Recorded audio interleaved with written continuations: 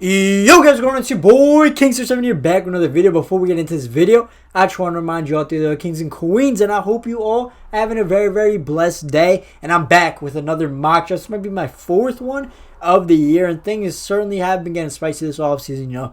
JJ Watt being released from the Texans, that's crazy. Deshaun Watson wanting to be traded from the Texans.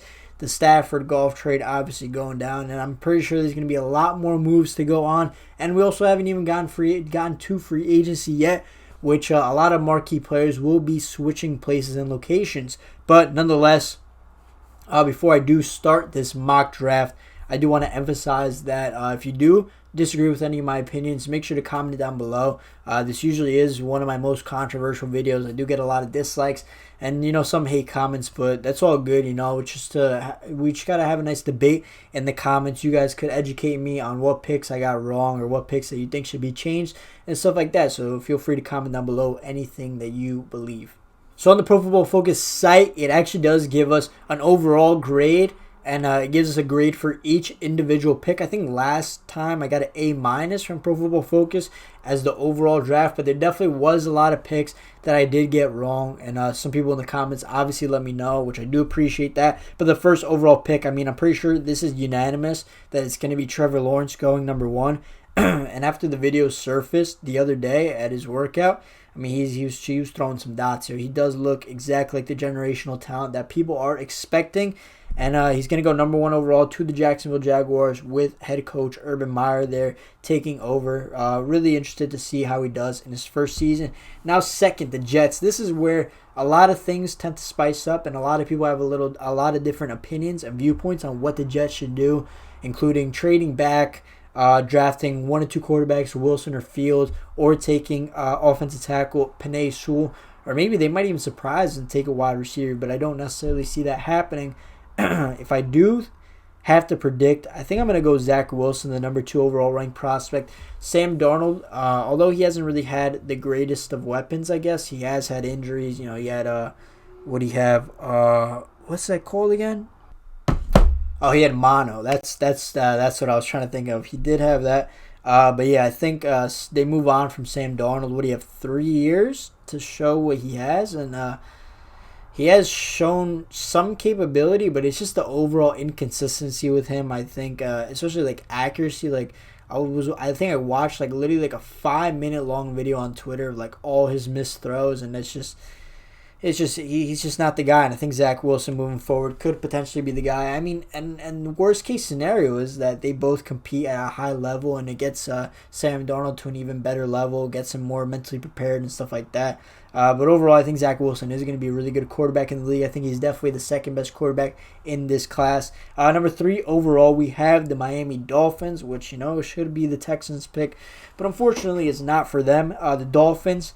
I don't see them going quarterback. I remember early in the offseason, people were saying oh, is Tua the solution? Should they move on from Tua? Yo, relax, my guy. He just got on the team. He just played a couple games. Let him get comfortable in his role. But number 3 overall for the Dolphins, I do see them going with a marquee wide receiver. Jamar Chase is every expert's top ranked receiver. But honestly, I really want to put Devontae Smith there. I really do. But I'm going to actually go Jalen Waddle. Tua and him very familiar with each other. Give Jalen Waddle to the Miami Dolphins. But some of you might disagree with this. But, just surround Tua with as many weapons as you possibly can. Gesicki's a pretty solid tight end. Devontae Parker, he had an up and down season. I think he'd deal with some injuries. And then after that, they got Preston Williams. I just give him a number 1 receiver. I'm not saying that that Parker can't be one, but I just think Jalen Waddle has a higher ceiling than him. Number 4 overall, we have the Falcons. This is a spot where I always say this every mock draft. And Falcons fans, if you're watching this, let me know what you think, because I don't understand why everybody's penciling in to move on from Matt Ryan. I haven't heard anything that the Falcons are really looking to move on from Matt Ryan. But it just seems like the consensus that the Falcons are going to be taking a quarterback in this spot. So, I guess I'm going to listen to the experts because, they must have some insider information that I just don't have available to me and the rest of the public. So, at number 4, I'm going to be giving the Falcons Justin Fields out of Ohio State. Big arm guy, kind of mobile for his size. Definitely a bigger quarterback. And I mean, him and Julio, they could be a really dangerous combination. But I don't really know how it's gonna work. I guess he would probably sit a year behind Matt Ryan, and then maybe next year get the start, just like Patty Mahomes did with Alex Smith. But number 5, we have the Cincinnati Bengals. You want to protect Joe Burrow, and I think this would be the perfect 1 through 4 for the Bengals on the clock, because number 5, Penei Sewell, would land right in their lap. And I mean, Penei Sewell, I have heard a lot of things that he's kind of like an unpolished product, but his potential and his ceiling is super high. But overall, he's by far the top-rated tackle in this class. Second comes in Rashawn Slater at 12 overall. But Penei Sewell, does it say any? At 19 years old, Sewell had the highest graded season we've ever seen from a Power 5 offensive tackle who knows what he could become when his body is fully developed. That's kind of crazy. Like at 19, playing D1 and like having the highest graded season ever. At 19 years old, like, bro, I'm 21 years old. I'm still like frail, bro. Like, yeah, I've been working on it though a little bit. I've been hitting the gym a little bit. But yeah, Penei Sewell goes number 5 to the Cincinnati Bengals. Now number 6 on the clock, we do have the Philadelphia Eagles. They need quarterback. They don't need quarterback. Linebacker, I could see linebacker and wide receiver. This has also been a situation where I've been flipping picks a lot. Most people want wide receiver. Some people want linebacker. Some people want quarterback also, but I don't see quarterback happening. Maybe tackle. I really could see tackle. They definitely need help on the offensive line. You could count, like, I think Wentz was second in most sacks in the league, and he missed 4 games or 5 games this year.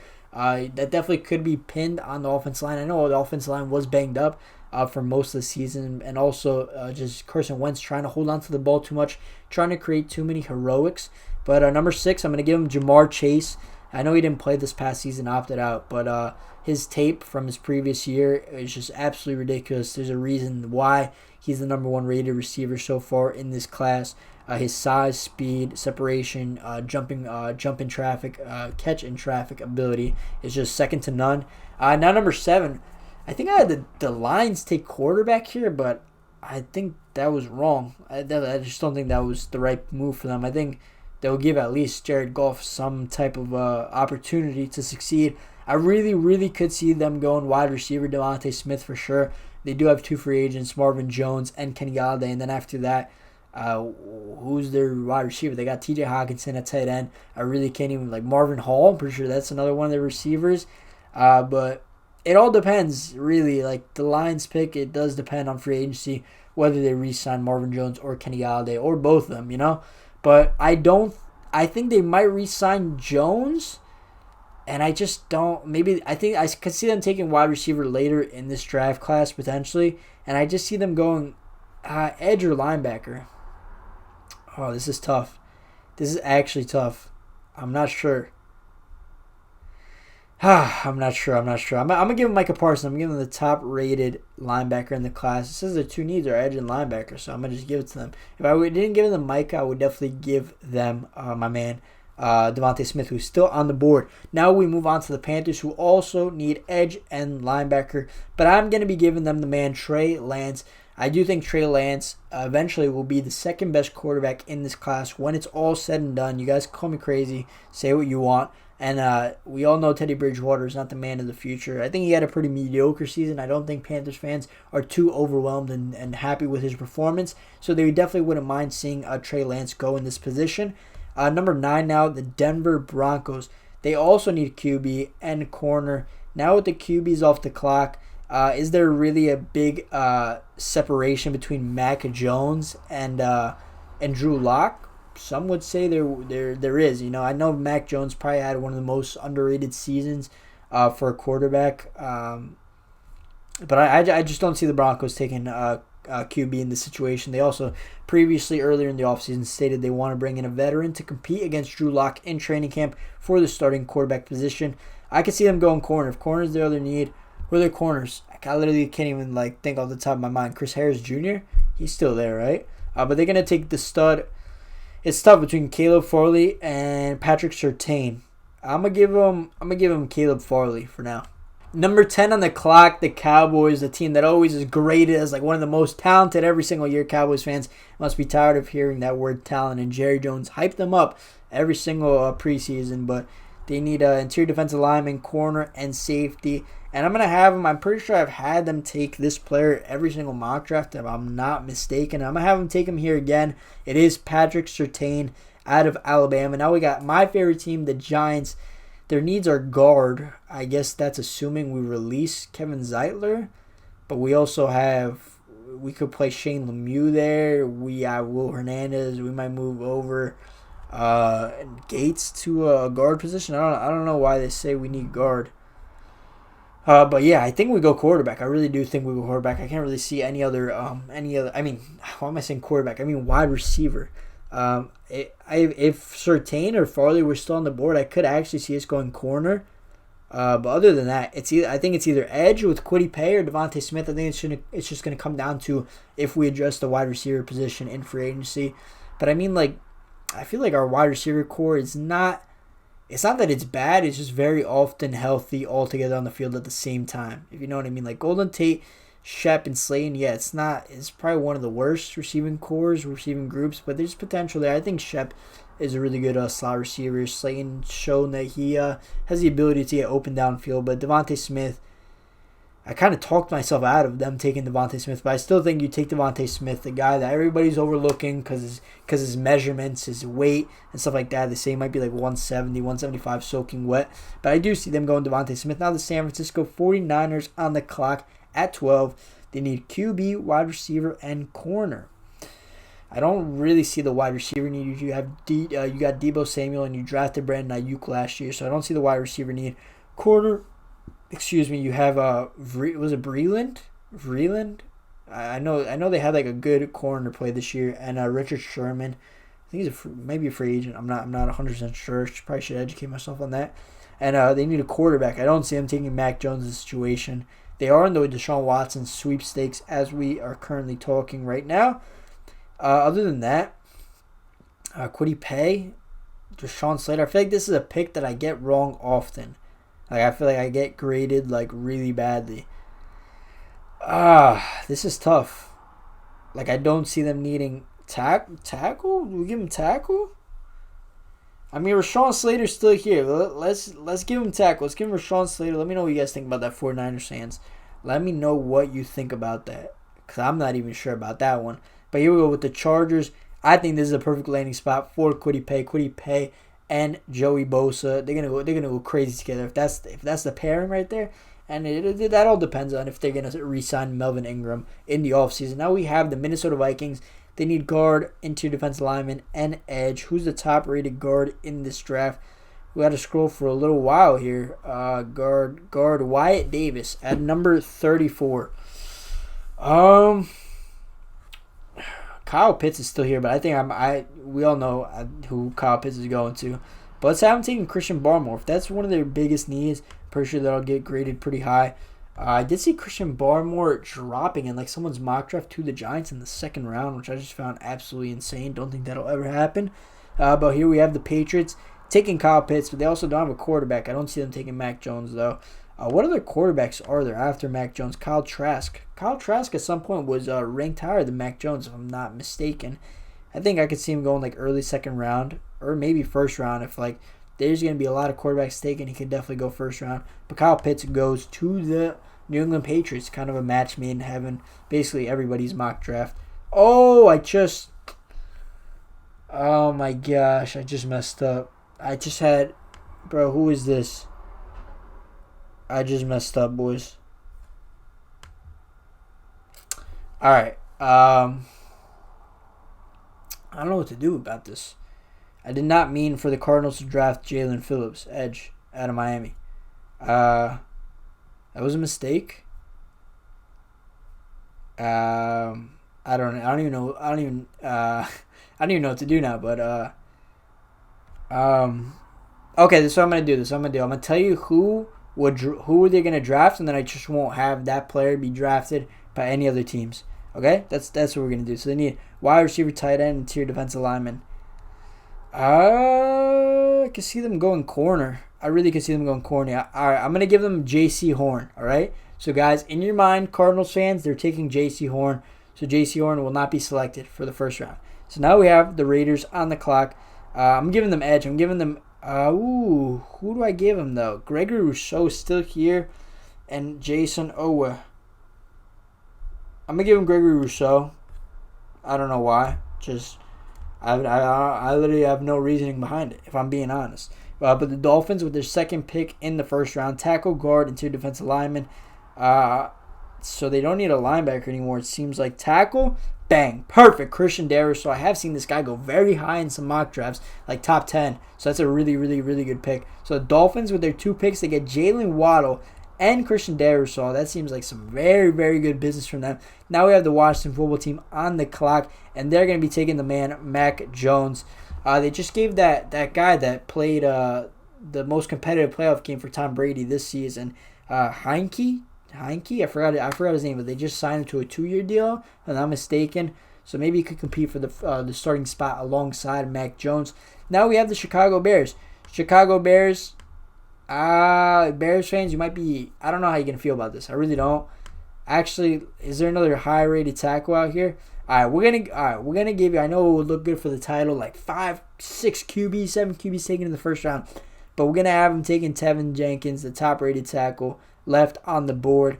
I don't know what they're gonna do with Mitch Trubisky, Nick Foles. I don't know about all that, but the Colts also need a quarterback. Trade with other teams. They also need a quarterback. They need a quarterback bad. Like, what quarterback could they get in free agency? I could see the Colts taking Kyle Trask, but they did take Jacob Eason in the second, third round last year. I really see the Colts re-signing Jacoby Brissett. I really do, and just having him as a starter, familiar with the playbook, familiar with the surroundings. A lot of the players there he's played with, obviously, in years past. So I'm going to take him edge, Jason Owa, out of Penn State. Now number 22 on the clock, the Tennessee Titans. They need a guard and edge. Aziz Alujari is there. I remember he was like 40s. I feel like there's an edge rusher that fell a lot, but I can't seem to find him right now. But yeah, let's have him take wide receiver. What am I saying? Wide receiver. A.J. Brown and Corey Davis are there. I think Corey Davis is a free agent. I could definitely be wrong on that. I probably am wrong. Who did I see him taking though? Let's give him edge. Let's give him Aziz. Now the Jets with their second pick in the first round. So we had him take Zach Wilson first, and now we got him second. So this is where a lot of tough things are gonna happen. All right. I've gotten a lot of criticism on the second pick. I had him taking running back one time. Something got really tight. So I'm not gonna have him taking a running back. I will give them top rated wide receiver left on the clock. 17th overall, Rashad Bateman. Let me know what you guys think about that. Let me know. I'll face the heat if I have to. Just let me know. Getting to the end of the draft, or near the end of the draft, we got 24th pick, the Steelers, which is actually my prediction of where J.J. Watt is going to go. I think he's going to go to the Steelers. So they need QB, guard, and safety. You got a safety right here, Travion Morig out of TCU. You know, if a guy is ranked high out of TCU, that he's a baller, you know? So, small school, you know what I'm saying? But Jacksonville Jaguars, second pick in the first round, QB, edge, corner, and safety. What are we saying? Edge would be solid. Wide receivers, they got Chark. I think they should have a lot of average receivers like Chark, Dede Westbrook. I can't think of the other ones, but I feel like just a lot of average receivers. I could see them going receiver here. Tight end as well. Corner and safety. You got C.J. Henderson last year in the first round. Safety would have been a great pick here. What other corners are there? Asante Samuel Jr.? Who else is like the other corner across from I'm not sure. But I'm going to have him taking tackle. Elijah Vera Tucker, versatile player, can play guard and tackle. Just get yourself some offensive linemen for Trevor Lawrence. Now 26, we have the Browns on the clock. Wide receiver, which I don't get. You got Jarvis and Odell still. Linebacker and safety, perfect landing spot for Jeremiah Owusu-Karamoh going to the Browns. I think that's kind of a steal for a late first-round pick. Now the Ravens, they're taking wide receiver. I don't care what anyone says. They're taking Kadarius Toney, a man that's just been rising up draft boards. He honestly, he's really good. I really think he's going to be a very good pro. The Saints need QB, corners. I guess it just all depends on if Drew Brees is retiring or coming back for another season. If he retires, though, I could very well see the Saints taking Kyle Trask. I really could. And let's just, for the fun of it, let's have him take Kyle Trask. This is if Drew Brees retires. Let's just give you another pick in case he doesn't retire. They need quarterback and corner. I'll give him Asante Samuel Jr. if Drew Brees doesn't retire, right? Now we have the Packers. Let's think. Packers wide receiver, interior defensive lineman, and linebacker. I really want to give him wide receiver Rondale Moore. I'm giving them Rondale Moore. Excuse me. Number 30th on the clock, we got the Buffalo Bills. They need tackle, and they're taking my man Dylan Randons out of North Dakota State, the man that was blocking for Trey Lance his whole career. And 31, these Super Bowl losers, unfortunately. They need offensive linemen. They just skip everything else and just give him a line, man. Give that man a line. Take Wyatt Davis out of Ohio State.